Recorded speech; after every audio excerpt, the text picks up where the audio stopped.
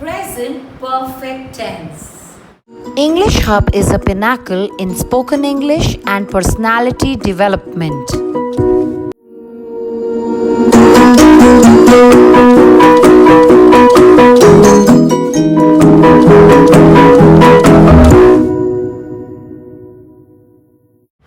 Hi, this is Manmeet and I'm a certified English trainer. आज हम सीखने वाले हैं प्रेजेंट परफेक्ट टेंस। सबसे पहले मैं आपको बताना चाहती हूँ कि प्रेजेंट परफेक्ट टेंस का मतलब होता है कोई भी चीज़ जो पास्ट में शुरू हुई हो और वो प्रेजेंट तक अगर कनेक्ट करती हो तब हम उसको कहते हैं प्रेजेंट परफेक्ट टेंस।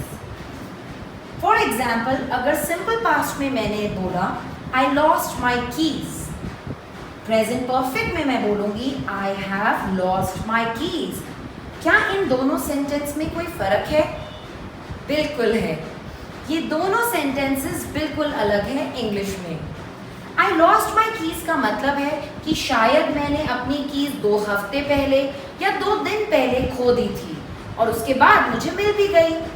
मगर आई हैव लॉस्ट माई कीज़ का मतलब है कि ये चीज़ अभी भी सच है और मेरी चाबी मुझे अभी तक नहीं मिली है and I am really worried अगर चाबी गुम गई है। सो लेट्स सी कि इस टेंस में आप कैसे वर्ब्स को यूज़ करते हैं। फर्स्ट, हमें पता है इंग्लिश में 7 प्रोनाउंस होते हैं। पर्सनल प्रोनाउंस की अगर मैं बात करती हूँ जो सब्जेक्ट की तरह यूज़ होते हैं, I, you, we, they, he, she, it. उसके अलावा मैंने यहाँ नेम भी लिखा है और इन्हें मैंने 2 तरह से डिवाइड किया है क्योंकि आई, यू, वी, दे हैव को यूज़ करता है और फिर पास्ट पार्टिसिपल फॉर्म यूज़ करता है। वहीं पे ही, शी, इट और नेम हैज़ को यूज़ करता है और फिर पास्ट पार्टिसिपल या V3 फॉर्म यूज़ करता है। तो इस टेंस में टू बी वर्ब होगा हैव और हैज़। आप इसको ऑक्सिलरी वर्ब भी बोल सकते हैं और पास्ट पार्टिसिपल का मतलब होता है third form of the verb. For example, अगर आपको याद होगा तो वर्ब के 3 फॉर्म्स होते हैं।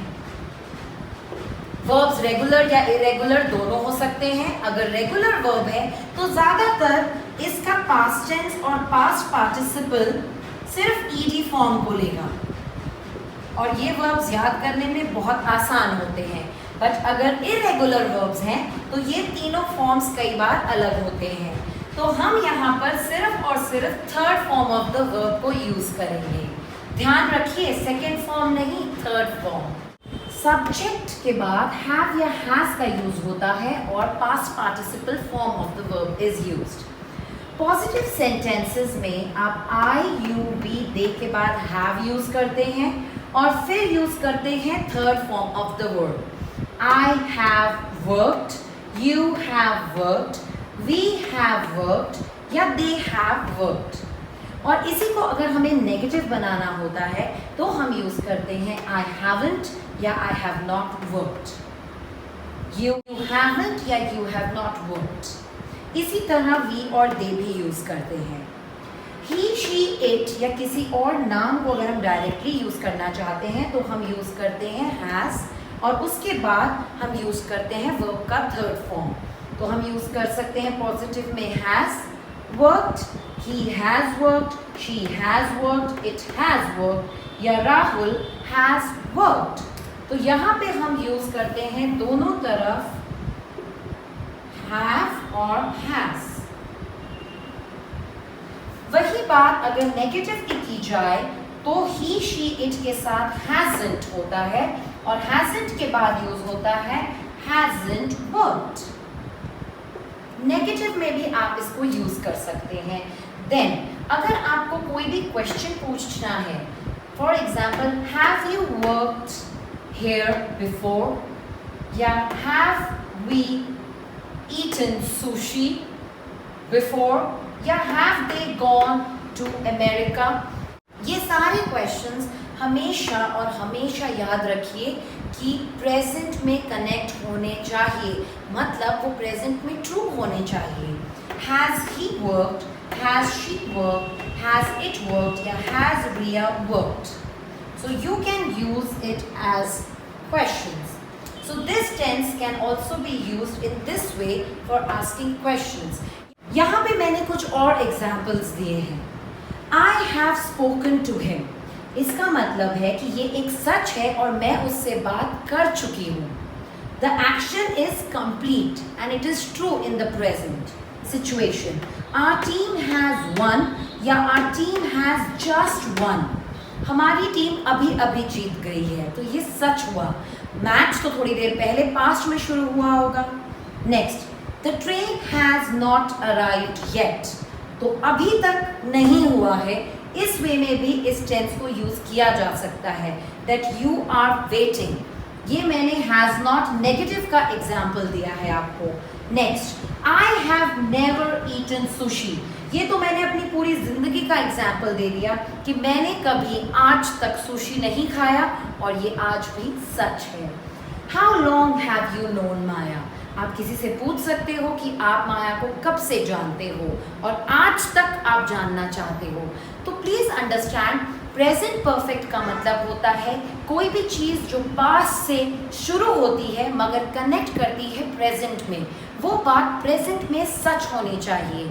फॉर एग्जाम्पल, आप मेरे घर आए और आप शायद कुछ अच्छा सा पैक करा के खाना लाए हो, और आप मुझे बोलते हो कि प्लीज़ खाइए, और मैं आपको बोलती हूँ sorry, I have just eaten my lunch. मैं खाना खा चुकी हूँ, और ये सच है अभी. इसका मतलब इसका प्रेजेंट में इफेक्ट क्या हुआ कि मुझे और भूख नहीं लगी है, मैं और नहीं खा सकती हूँ. So you have to understand this. Okay, अब मैं आपको बताना चाहती हूँ कि ये टेंस कैसे गलत हो सकता है. अगर मैं ये बोलती हूँ I have spoken to him last week, और एक टाइम एक्सप्रेशन पास्ट का यूज करती हूँ, तो ये बिल्कुल गलत हो जाएगा. Second sentence, our team has won yesterday. अगर मैं इसमें यस्टरडे या पास्ट टेंस का एक्सप्रेशन, टाइम एक्सप्रेशन यूज करती हूँ, तो ये सेंटेंस बिल्कुल गलत हो जाएगा.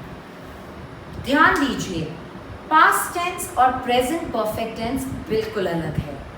पास्ट टेंस का मतलब होता है कोई भी चीज़ आपने पास्ट में की है, शायद 2 हफ्ते पहले, 1 महीना पहले, या मे बी 2 साल पहले, और हो सकता है वो चीज़ अब सच ना हो. प्रेजेंट परफेक्ट का मतलब है कि कोई चीज़ इस समय से पहले स्टार्ट हुई है या हुई है और अभी भी सच है. मैंने इस टेंस से रिलेटेड एक क्विज तैयार किया है जो आपको हेल्प करेगा कि आपको ये टेंस कितना समझ में आया. सो प्लीज डिस्क्रिप्शन बॉक्स में ब्लू लिंक को जरूर क्लिक कीजिए और क्विज दीजिए. Thank you for watching this video and I hope आपको ये लेसन समझ में आया. आप मुझे कमेंट बॉक्स में कोई भी क्वेश्चन पूछ सकते हैं. Thank you for watching.